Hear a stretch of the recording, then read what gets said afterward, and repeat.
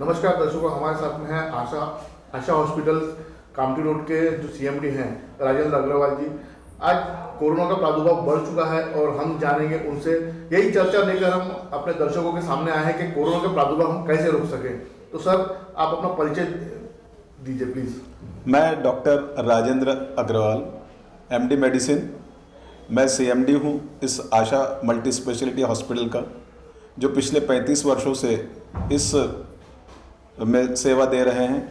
और हमारे यहाँ तरह तरह की सेवाएं, जैसे हार्ट की सर्जरी, एंजियोप्लास्टी, कैंसर के operations, euro surgeries, critical care, ऐसे अनेकों चीज़ें पिछले कई वर्षों से हम सफलतापूर्वक दे रहे हैं। हमारा हॉस्पिटल NABH की फाइनल स्टेज में पहुंच चुका है और कुछ ही दिनों में हमें NABH का एक्रेडिशन भी प्राप्त होने जा रहा है। साथ कोरोना का प्रादुर्भाव अभी बढ़ चुका है और वैक्सीन भी अभी आ चुकी है, तो इसमें आपका क्या कहना है कि जो कोरोना का प्रादुर्भाव बढ़ चुका है और क्या क्या उसमें सुविधा होनी चाहिए और क्या क्या जो मरीज हैं उन्होंने अपनी केयर करना चाहिए? कोरोना वैसे तो देखा जाए तो कोरोना बढ़ करके अभी घटती पे है, लेकिन साथ ही साथ में जो UK का जो स्ट्रेन आया है, उस स्ट्रेन के कारण एक थोड़ी सी डर की स्थिति पैदा हुई है।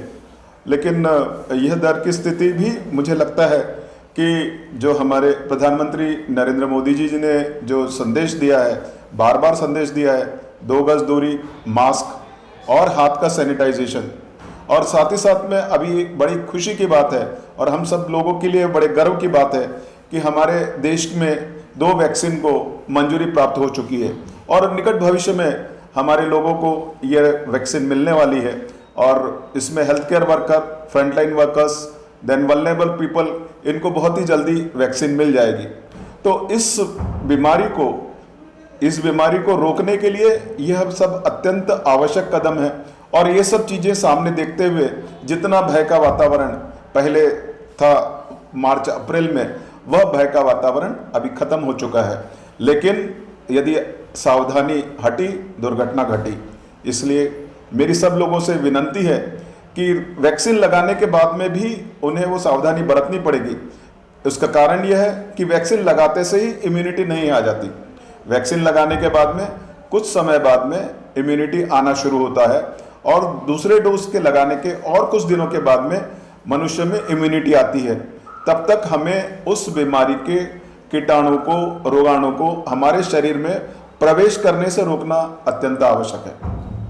हम लोग पिछले 4 महीनों से कोविड के मरीजों को, मोर देन 400 मरीजों को हम लोगों ने इलाज किया है और विभिन्न किस्म के लोग, विभिन्न उम्र के लोग, 92 वर्ष के पर्सन भी यहाँ से डिस्चार्ज होकर के गए हैं और सीवियरिटी 22/25 वाले भी पेशेंट यहाँ से डिस्चार्ज होकर के गए हैं।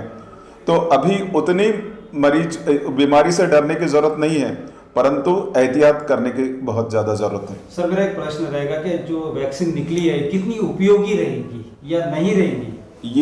ये जो वैक्सीन है, यह जो वैक्सीन है ये बहुत ही उपयोगी वैक्सीन रहने वाली है। क्यों? क्योंकि इसमें एक बहुत विशेष बात यह है कि जनरली वैक्सीन्स को बनने में काफ़ी वर्ष लगते हैं, लेकिन यहाँ पर इस बीमारी का प्रारूप, उसको सब देखते हुए वैज्ञानिकों ने दिन रात मेहनत करके इस वैक्सीन को बनाया है। और उस वैक्सीन को बनाने के साथ ही साथ में जो इंटरनेशनल नॉर्म्स के ट्रायल्स होने चाहिए, वो ट्रायल्स की गए हैं और उसके बाद में उसकी उपयोगिता को ध्यान में रखते हुए इतने बड़ी मानवता की सेवा करने के लिए, मनुष्यों की डेथ को बचाने के लिए ये बहुत ही जबरदस्त कदम है। यह राष्ट्रीय और अंतर्राष्ट्रीय कदम है और इन वैक्सीन्स को WHO ने भी मान्यता दी है। तो इसमें हर किसी व्यक्ति ने इसका स्वागत करना चाहिए, गर्व करना चाहिए। सैनिटाइजेशन करे, हाथ का रेगुलर सैनिटाइजेशन करे, कहीं बाहर भी जा रहे बिल्कुल जाए, लेकिन मास्क पहने, सैनिटाइजेशन करे और जब बातचीत करते हैं तो थोड़ा सा दूरी बना के रखे। तो इतना भी अगर किसी ने कर लिया तो मुझे ऐसा लगता है कि वो बहुत हद तक के कोरोना से संक्रमण नहीं होगा। और सेकंड, अगर किसी को कुछ थोड़ा भी जैसे बुखार लगता है या तो फिर सर्दी आती है, खांसी आती है, तो तुरंत एक बार डॉक्टर के पास जाके जांच करवा ले। जिससे कि अगर उनको कोरोना भी रहता है तो वो दूसरे को भी ना फैलाएंगे और खुद भी सुरक्षित रह सकेंगे या कुछ मेडिकेशन ले सकेंगे। तो ऐसा कर सकते हैं। तो ये दो चीज अगर जैसे सर ने ऑलरेडी बताया कि भाई पेशेंट को या जो भी आम जनता है उनको खुद को भी उसको सहभागी होना रहेगा, तो ये दो चीज भी कर लेंगे तो सफिशिएंट हो जाएंगे और इससे कोरोना फैलाने में अपन बहुत हद तक के काबू पा सकेंगे। और इतना सही अगर अपन ने कर लिए तो एट लार्ज जो 98% है उसको अपन इंडिया में 99% और 100% पे भी लेके जा सकेंगे। सर, जो लोग कोरोना को मजाक में लेते हैं, लापरवाही भी लेते हैं, हवा में उड़ाते हैं, उनसे आप क्या कहना चाहेंगे? ये सबसे महत्वपूर्ण प्रश्न था, क्योंकि ये ऐसा पाया जाता है। हम लोग भी जब बाहर जाते हैं कहीं पे तो हम देखते हैं कि बहुत सारे लोग बिना मास्क के घूम रहे हैं। सैनिटाइजेशन पहले तो सब्जी भी कोई लेके आता था तो वो सैनिटाइजेशन करता था, और आप देख रहे हो कि अब लोगों में भय खत्म हो गया तो वो भी खत्म हो गया। बट मैं आपको एक उदाहरण देना चाहूंगा, जैसे जापान है। जापान में सब लोग मास्क पहनते हैं, सैनिटाइजेशन करते पहले से करते, तो वहां पे ये वल्नरेबल डिजीजेस जो थी, कम्युनिकेबल डिजीज, ये कम है। साथ में जब इंडिया में कोविड शुरू हुआ या कोरोना का जब संक्रमण शुरू हुआ तो सब लोग मास्क और सैनिटाइजर यूज करते थे, तो उसकी वजह से जो रूटीन ओपीडी थी सब डॉक्टरों की पूरे ऑल ओवर इंडिया में कम हो गई। तो इससे यही समझ में आता है कि भाई अगर अपन ने मास्क पहने, सैनिटाइजेशन करे, तो जो रूटीन सर्दी खांसी बुखार ये सब चीजें है, जो छोटी मोटी बीमारी है वैसे ही दूर रख सकते हैं। तो जो लोगों का खर्चा है और इवन सरकार का खर्चा है इसमें, जो रूटीन दवाइयों का, वो सब बहुत मात्रा में कम हो जाएगा। तो मुझे लगता है कि अपन ने अगर लापरवाही ना करते हुए यंग एज के ग्रुप स्पेशली जो काम भी करते हैं, मैंने पहले भी देखा कि लेबर लोग जो काम करते थे कोरोना में, गवर्नमेंट के रूल थे तो वो मास्क पहन के काम करते थे, अब नहीं करते।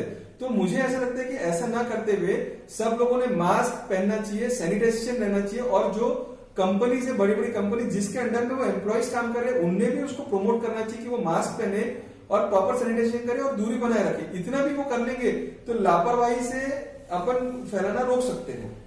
तो दर्शकों, ये थे हमारे साथ में डॉक्टर सौरभ अग्रवाल जी और डॉक्टर राजेंद्र अग्रवाल जी, जिनसे हमने कोरोना संक्रमण के बारे में चर्चा की। चलो आगे भी हम आपको ऐसे ही कुछ नए पहलू के साथ में मिलेंगे। धन्यवाद। Thank you. टीवी के दर्शकों को बहुत बहुत धन्यवाद। Thank you.